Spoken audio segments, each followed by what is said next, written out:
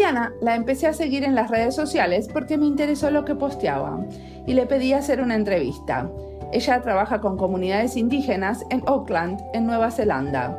Su investigación trata sobre descolonizar el diseño y sobre el consumo responsable y ético. A ella le interesa entender cómo el pensamiento decolonial puede ayudar a mediar la relación entre diseñadores y artesanos. En esta entrevista, Diana Albarrán González nos cuenta cómo llegó a hacer la investigación que está haciendo hoy y su recorrido por el mundo. Vivió en lugares tan distintos como Guadalajara, Valencia, Kioto y Auckland. Escuchemos su historia. Mi nombre es Mariana Salgado, esto es Diseño y Diáspora.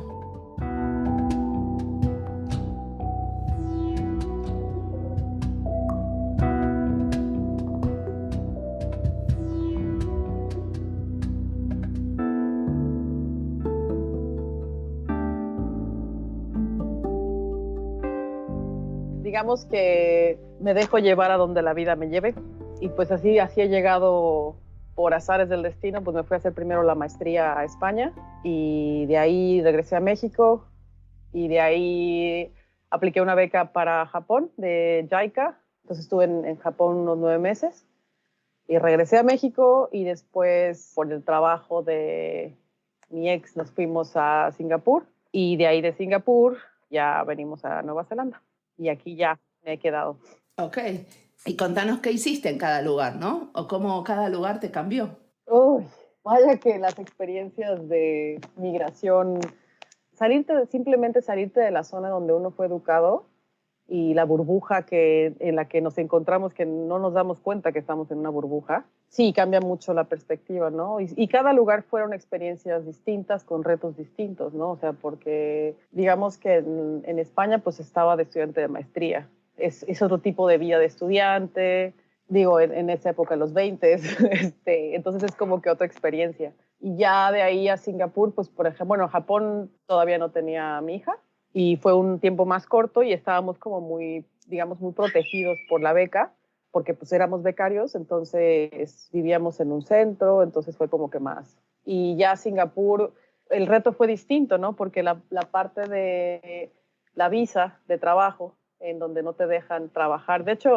Singapur tiene la particularidad de las parejas, digamos que uno se va con un empleo y se llama Employment Pass y el otro le dan algo que se llama Dependent Pass, o sea, dependiente. Y ya con el nombre te da en todo.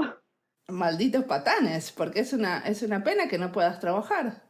Sí, no, al final sí, digamos que hice mis pininos porque abrir una empresa no era tan difícil, entonces abrí como mi propio estudio y ahí tenía como clientes pequeños y casi todas eran igual. Me metí al mundo de se llama mompreneur o momtrepreneur, aquí le llaman momtrepreneur, en donde ayudaba a mujeres que querían, o trabajaba con mujeres que no querían regresar a trabajar de tiempo completo, porque pues Singapur, digamos, tiene un ritmo de trabajo bien fuerte. Y entonces abrían empresas de cualquier cosa, entonces yo ayudaba mucho a esa parte, ¿no? Como la parte, poquito de consultoría, muy poco, y la parte de branding e imagen gráfica, con mi socia que estaba una buena amiga que está en México, y entonces ahí medio nos comunicábamos entre ella y yo.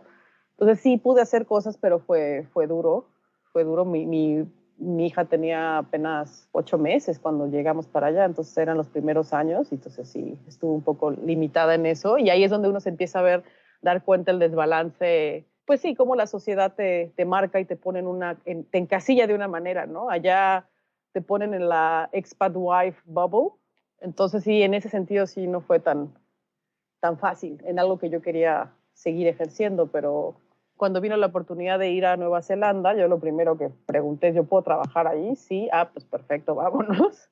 Y sí, aquí ha sido otra experiencia ya muy diferente. Encontré trabajo de docente tiempo parcial a los 6 meses de haber llegado y ahí estuve pues hasta ahora. Y también el doctorado es algo que siempre había querido como hacer, pero como que confío en que las cosas siempre pasan y entonces no era el momento adecuado y realmente aquí he encontrado el lugar perfecto para hacerlo y entonces al tiempo que empecé a dar clases también empecé a preparar la propuesta de investigación y todo y entonces ya en eso ando todavía. ¿Qué es tu doctorado? ¿Qué estás investigando? El título hasta ahora, porque digo, he cambiado el título, se llama rumbo a un diseño centrado en el buen vivir, que es descolonizando el diseño artesanal textil en México, en los Altos de Chiapas, que es donde yo soy, de Chiapas, del sur de México. Entonces es como la descolonización o el pensamiento colonial puede ayudar a mediar las relaciones entre diseñadores y artesanos, porque en Latinoamérica está esta área que se llama diseño artesanal, ¿no? Que es ese espacio en donde colaboran diseños y artesanos. Pero pues hay cuestiones pues, éticas todavía que no, digamos que se aborda mucho desde el diseño social también. Y de hecho yo empecé el tema, digamos que el área cuando recién entré al doctorado era sobre diseño social. Pero al final, cuando encontré sobre descolonización, dije, no, creo que esta ofrecía muchísimo más, un enfoque mucho más rico, ¿no? Y mucho más profundo de análisis que el diseño social, porque pues te metes en relaciones de poder, en historias de colonización y privilegio, accesos, entonces como que me ofreció mucho más y en eso estoy. Y me enfoco en el textil, específicamente estoy enfocada en el textil. Y es una tesis en donde también haces diseño como parte de las herramientas de investigación. Ahí es donde depende cómo definamos diseño, ¿no? Porque si vemos diseño desde el punto de vista occidental, en donde buscamos como un artefacto como tal, no estoy diseñando nada material. Bueno, sí, pero son más bien, utilizo el diseño como herramientas de análisis, de visualización, de codiseño sobre todo, diseño colaborativo, o sea, muchos talleres junto con las artesanas para exploración de temáticas. Bueno, haces una intervención en el campo. Eso de alguna manera es una manera de diseñar. Sí, exactamente. Y entonces, al final queremos hacer una exhibición colectiva aquí en Aotearoa, Nueva Zelanda, para finales de año y en donde ellas puedan venir. Más que nada es aprovechar el acceso que tengo yo como espacio, al espacio de la galería de la universidad como estudiante de doctorado para que vengan mis compañeras mayas, tejedoras mayas, oxiles y celtales, o por lo menos un par, y ellas puedan, digamos, como este acto de descolonización es no representar a nadie, sino que ellas puedan también hablar sobre su propia experiencia. Y en esas andamos. Bueno, ahorita pues pura tesis, que ya estoy en las últimas. Ah, buenísimo. O sea, que ya entregás. No pronto, bueno, yo creo que unos 6 meses más, pero estoy solamente dedicada ahorita a la tesis, porque ya fui a trabajar, la última vez que fui a México fue en abril, fue hace poco como que, porque estoy haciendo una propuesta de investigación a través del telar de cintura. ¿Qué es el telar de cintura? Es una técnica precolombina en México, que es en donde se ponen los hilos, se tensan con 2 varas, tiene las 2 barras como base y la urdimbre se va a todos los hilos y ya luego se va tejiendo. Entonces parte de la investigación también fue para mí un poco el aprendizaje de esta técnica, como mi supervisora es tejedora maori, y también ella hizo un análisis, una analogía de método de investigación a través de un tejido que se llama tánico, que es de aquí de Nueva Zelanda. Entonces, cuando la conocí dije, uy, está perfecto trabajar con ella y ella entendió muy bien cuando dijo, no, sí tienes que aprender a tejer. Ah, ¿eso lo hiciste vos? No, el anterior no. No, este es el que estoy aprendiendo, uno de los que estoy empezando. Pero montar el telar te lleva como unas 5 horas, yo creo. Bueno, cuando no eres experto, por supuesto. Y eso, de hecho, estoy usando estos colores que estoy usando como analogía dentro de la investigación, que cada uno es como diseño, sociología, antropología y saberes indígenas, y tiene todas unas metáforas ahí sobre la investigación. O sea que estás visualizando con el telar partes teóricas y de tu investigación. Sí, porque cuando uno teje, la investigación, digamos, el jolobil que le llaman ellas en los Altos de Chiapas, el telar de cintura particularmente tiene la particularidad que, como viste, que es flexible, lo puedes poner en cualquier lado y el cuerpo tiene que estar tenso para que los hilos estén tensos, o sea, tienes que inclinarte, pero hay ciertos procesos después del tejido que pasas el hilo, que tienes que inclinar tu cuerpo y dejar los hilos sueltos para volver a cambiar el sentido y volver a pasar el hilo. Y además esta técnica se dice que lo enseñó la diosa Ixchel, que es una diosa maya, que ella es la que enseñó esto y tiene muchas simbologías, ¿no? Como que te amarra siempre, las chicas, las tejedoras siempre se amarran de árboles generalmente, entonces es la conexión con la madre tierra, el cordón umbilical, los brazos, o sea, todo tiene su simbología muy apegada a la cosmovisión maya, y entonces estoy utilizando esas mismas conexiones para analogías de la investigación, cómo vamos tejiendo y jalando hilos de distintas disciplinas de acuerdo necesites. Y la particularidad sobre todo que yo veo es la tensión y la flexibilidad. Tu cuerpo tiene que estar inclinado y tiene que estar los hilos tensos para poder tejer, pero después de un ciclo tienes que inclinarte y flexionar para que puedas seguir tejiendo. Entonces, esa flexibilidad es lo que yo digo que permite que tejer una investigación colectiva junto con las compañeras. ¿Siempre son mujeres? Tradicionalmente sí. Al principio, digamos que, al menos desde las historias de la cosmovisión maya, era de la diosa Ixchel hacia las mujeres. Pero actualmente ya no. De hecho, hay un tejedor que se está volviendo muy famoso. De hecho, cada vez que voy, le digo, oye, ya estás en redes sociales y te han compartido tu video y entrevistas muchísimo, Alberto López, y se ha hecho muy conocido. También es de allá de Magdalenas de Aldama, Chiapas, y también está tejiendo y él está enseñando a otros hombres. Entonces, incluso esa parte de roles de género también se ha estado, pues digamos, replanteando dentro de las comunidades. Pero este tejedor tiene otros roles que las mujeres cuando tejen. Digamos que esta es algo nuevo, digamos. Entonces, por ejemplo, él cuenta su historia que cuando él empezó a tejer, lo tuvo que hacer, le enseñó a su mamá y tuvo que hacerlo un poco en secreto, ¿no? Porque pues los hombres no, pues siendo digamos, sociedad un poco más conservadora, pues no era tan bien visto, ¿no? Y lo hizo durante varios tiempo en su casa, escondido. Pero ahora que se ha vuelto, digamos, ya cuando por fin salió a la comunidad, ya tiene parte de un colectivo junto con sus compañeras de la misma comunidad, y digamos que está siendo el portavoz del trabajo de las compañeras también. No solamente su trabajo, sino, pues hablamos mucho de la colectividad, ¿no? O sea, desde los pueblos originarios, otra manera de trabajar desde la colectividad.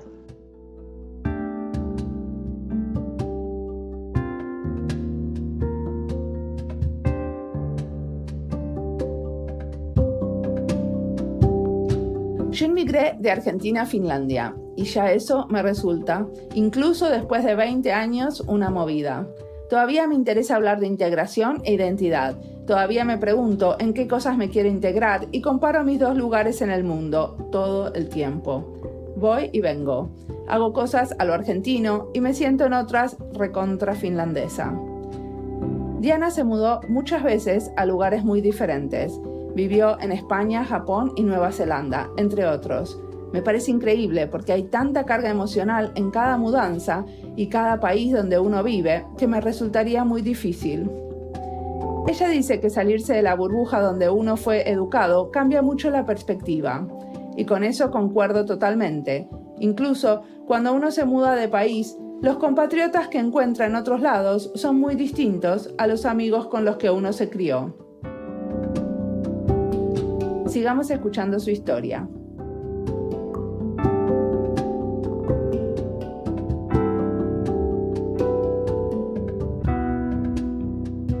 ¿Y a vos te parece que el trabajo que vos hiciste de diseño con ellos cambió algo de la dinámica de la colectividad? O sea, ¿qué es lo que cambió cuando vos viniste? El primer viaje nada más fui a escuchar, ¿no? O sea, aprender y a escuchar y sí, como participant observation y todo eso, ¿no? Nada más aprender y estar en el espacio y compartir, nada más. O sea, escuchar más que preguntar. Y de hecho fui con mi mamá y con mi hija. Ahí están en las fotos también porque, digamos, mi mamá vive allá, o sea, vive en una ciudad cercana. Y como es una actividad muy de colectivo de mujeres, yo quería también que me vieran como que no, para mí era importante mostrarme no como la investigadora que va, extrae y se va, ¿no? O sea, sino que mi familia está allá todavía, yo sigo muy enraizada allá, y compartir con mi hija y mostrarme como mujer, más que como la investigadora que viene y luego ya nunca volvemos a saber de ella. Entonces ese fue la primer viaje, ¿no? O sea, fue compartir y escuchar. Ya el segundo viaje, sí tuvimos un par de talleres de codiseño para explorar el buen vivir de los Altos de Chiapas, que se llama Lequil Cuxlejal, que es una vida digna y justa, para ver cómo este principio y filosofía de vida de ellas podía ayudar pues a nosotros entender qué es lo que para ellas es importante. Y también parte del importante de la cultura y del pensamiento maya pasado y presente se refleja en la lengua y es la importancia que se le da en el corazón. Entonces, cuando ellas hablan en Batzicop, en Tzotzil, por ejemplo, preguntan, ¿cómo está tu corazón? Entonces, el corazón siempre ha estado como muy importante dentro de la manera de expresarse, ¿no? Y de la manera de ver la vida. Entonces, digamos que hicimos los talleres de codiseño, eran como Lequil Cuxlejal centric, centrados en el Lequil Cuxlejal, y eran OTAN led, o sea, OTAN es corazón. Y a partir de ahí empezamos a explorar cómo ellas veían a través de la exploración multisensorial, cómo sienten el Lequil Cuxlejal, cómo huele, cómo sabe, cómo lo viven. Y así, pues, esos dos talleres y ya, o sea, pues y ya de ahí regresé otra vez. Pero la idea de estos talleres era, o sea, ¿qué sale de estos talleres? Hicimos nada más como collage y pósters, en donde ellas podían expresar cuál era su visión del Lequil Cuxlejal. Sobre todo, digamos, yo ser educada como diseñadora, pero ellas siendo ya diseñadoras y artistas desde que son niñas, porque aprenden a bordar, a tejer y a diseñar desde su propia cosmovisión muy jóvenes. Entonces, el lenguaje visual era algo que podía ayudarnos a romper las barreras idiomáticas también, porque pues ellas siendo el español su segunda lengua, entonces y además desde el primer taller, desde el primer viaje, me di cuenta que para ellas la expresión es el dibujo, o sea, dibujan rapidísimo y precioso. Entonces, incluso había momentos en que decían, ya tenemos que cerrar esto, porque seguían y dibujaban y dibujaban y dibujaban. Y también llevé una cámara Polaroid, de esas de la Instafilm, de las instantáneas. Y entonces también como no se podía poner pedazos de textil, porque pues lo arruinas, entonces podían ellas tomar fotos también en ese momento en tiempo real y ponerlos en el collage. Entonces hicieron como el segundo workshop, sobre todo, fueron 21 mujeres, entonces eran grupos grandes, entonces tuvimos que subdividir en 3 grupos y también por lengua, 2 en Tzotzil y 1 en Tzeltal, para que ellas se sintieran cómodas de expresar en su propia lengua. Eran 2 preguntas básicas, ¿no? Como que qué era importante para ellas dentro de su comunidad, que los que estamos fuera deberíamos saber, y que qué les gustaba de ser parte de este colectivo con el que trabajan, que se llama Malacate Taller Experimental Textil. Entonces, ¿qué les gustaba a ellas o qué les gusta a ellas trabajar dentro de Malacate? Y entonces, después de discutirlo entre ellas, ya pues hubieron distintas manifestaciones. Algunas tomaron mucho más fotos, otras dibujaron muchísimo, otras combinaron palabras con fotos y dibujos, pero sí, como que la parte visual y de dibujo nos permitió comunicarnos mucho mejor. De alguna manera el taller iba enfocado a que ellas articulen el porqué de su trabajo y el qué quieren expresar con su trabajo. Sí, era solamente un medio de expresión, ¿no? Entonces, de ahí salieron, por ejemplo, dibujos que el tejido, el jolobil, el telar de cintura, se dibujó muchísimas veces. El ser tejedora como parte de su identidad, la naturaleza, la familia, el corazón, trabajar en equipo, algunos patrones textiles también, algunas piezas textiles del trabajo que hacen. Digamos que ese era un medio, en vez de preguntar, era un medio mucho más libre para que ellas pudieran expresar qué era Lequil Cuxlejal para ellas y yo poder de ahí sacar y analizar qué elementos o qué temáticas son importantes para ellas. Perfecto. ¿Qué feedback tuviste de ellas? ¿Qué devolución te dieron después de estos talleres?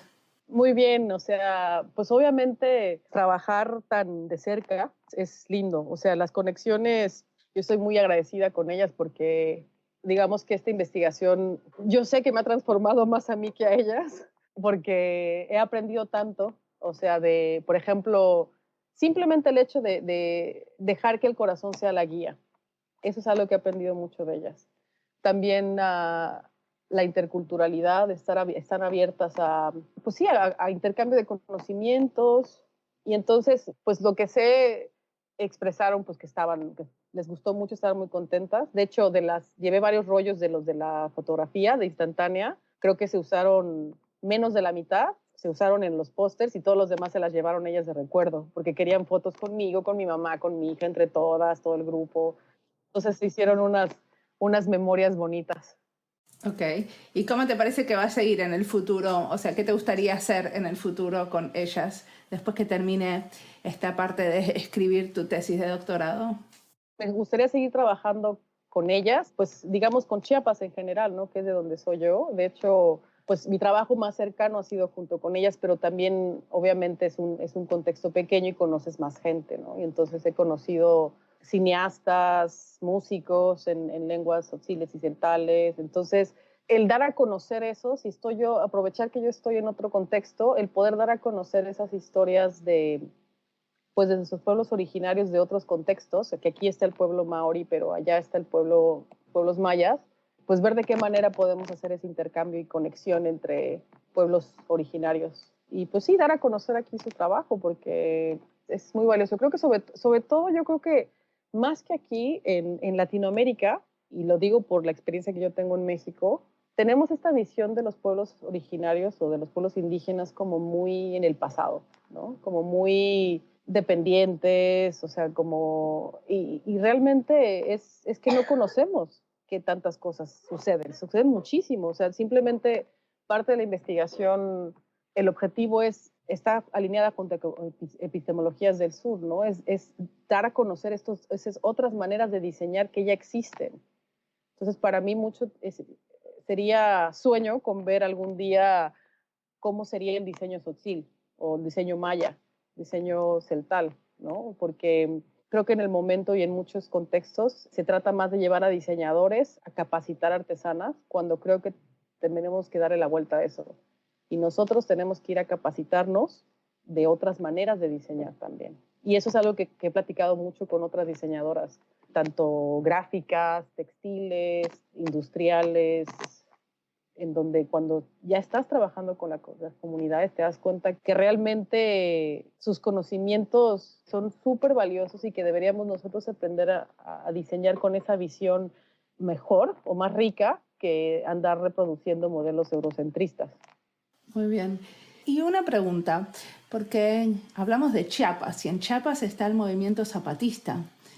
¿Cómo es la situación? O sea, ¿cómo cambió a estas mujeres todo lo que pasó en Chiapas?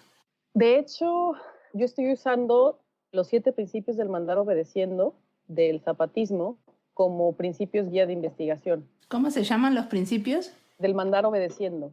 Entonces, esos principios que surgen del zapatismo y que lo utilizan ahora de las juntas del buen gobierno, hablan sobre construir, no destruir, representar, no suplantar, bajar, no subir.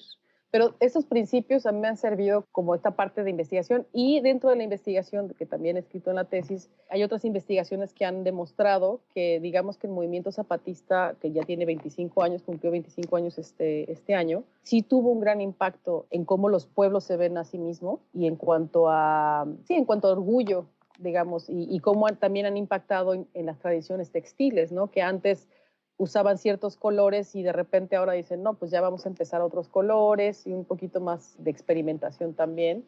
Y sí, digo, hay muchas historias, ¿no? Hay gente que tiene recuerdos, pues, duros, digamos, de esos momentos, pero de que ha habido un impacto que ha ayudado a los pueblos, sí, como que desde otra mirada, y ha sido muy relevante. Entonces, por eso, incluso el Ekil Kuxlejal, el buen vivir, tiene mucha relación con el zapatismo, porque pues de ahí son ideas de los pueblos mayas, tzotziles, celtales. Entonces, pues muchos de los pueblos zapatistas, de los caracoles zapatistas, se encuentran en esos territorios.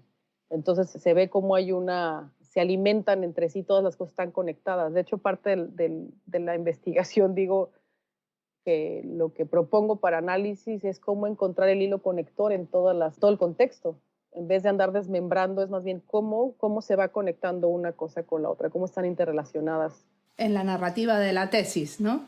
Sí, y como análisis, encontrar cómo se conecta el textil con la resistencia, y la resistencia tienes con los pueblos, la resistencia zapatista, el territorio y el territorio cuerpo, o sea, tiene todo como que se va hilando. Y de hecho, tuve suerte. Cuando estuve en el segundo viaje de trabajo en noviembre, fue el primer festival de cine zapatista en Noventic, en un caracol, y fue abierto. Y ahí mostraron Roma, de hecho. Y llegó Yalitza Aparicio, la actriz, y les dieron un reconocimiento, y tú te registrabas, o sea, está en línea y te registras, y llegamos ahí a ver la película, y es impresionante ver cómo realmente se gesta un mundo nuevo en medio de las montañas, que pues mucha gente durante mucho tiempo decían, ay, no daban nada, y ahorita se gesta educación, se gesta otra cosa muy distinta. Por algo dicen un mundo donde quepan otros mundos, y por algo se habla del pluriverso en esta región, porque manejando por los altos de Chiapas lo puedes vivir. ¿En qué sentido?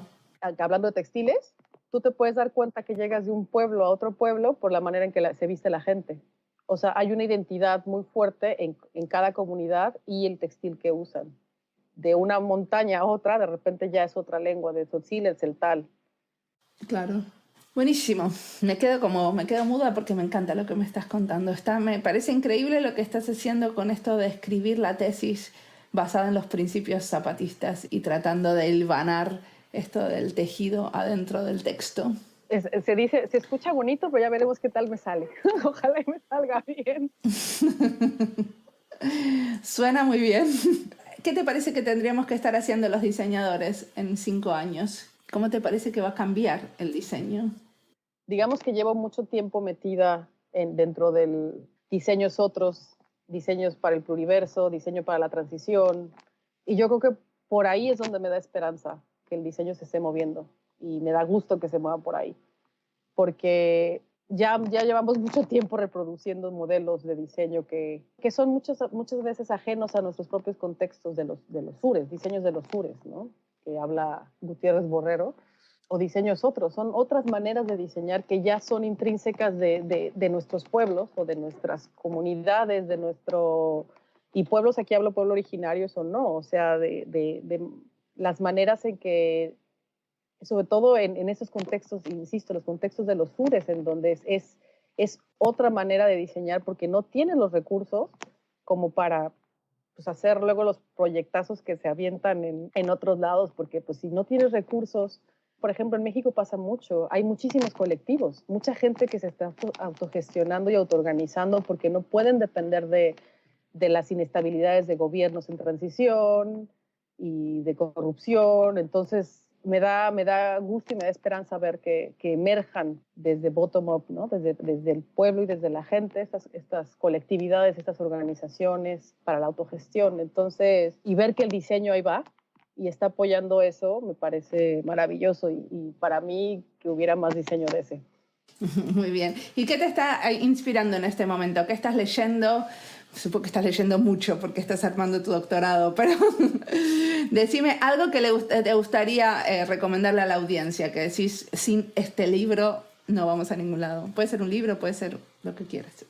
Pensando en descolonización, que es lo que obviamente últimamente he estado leyendo, pensando en el contexto de Nueva Zelanda, de Aotearoa, el libro de Linda Tuhiwai-Smith de Decolonizing Methodologies, salió en el 99, ya tiene varias ediciones, pero es un muy buen parteaguas de cómo hacer investigación desde otro lado. Ese es uno que me encanta. Y también estaba leyendo últimamente, que todavía no termino, estaba leyendo los de Arturo Escobar, el de Autonomía y Diseño, ese ya, pero ahora estaba leyendo el de Design for the Pluriverse. Entonces, Epistemologías del Sur también, Aventura de Santos Sousa. Como que me he estado metiendo mucho por ahí. Perfecto. Con eso ya tenemos. Bueno, te agradezco muchísimo la charla. Estuvo buenísimo. No, muchas gracias a ti.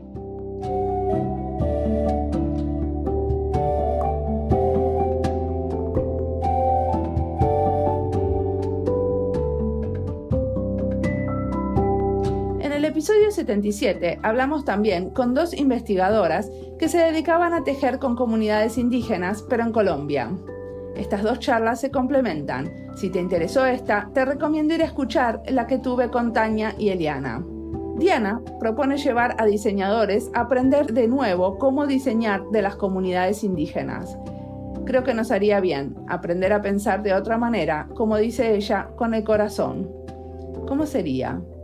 La propuesta es de lo más audaz y ojalá muchos de nosotros nos animemos a la experiencia. Como siempre, la música del podcast es de Antonio Zimmerman, la producción es de Andy Fechi, la edición de sonido de este episodio es de Julián Pereira. Este podcast está publicado con licencias de Creative Commons con Attributions. Esto fue Diseño y Diáspora. Pueden seguirnos en nuestra cuenta de Twitter, @diseño y diáspora, en nuestro sitio web, diseñoydiaspora.org, y no olviden recomendarnos. Nos escuchamos en la próxima.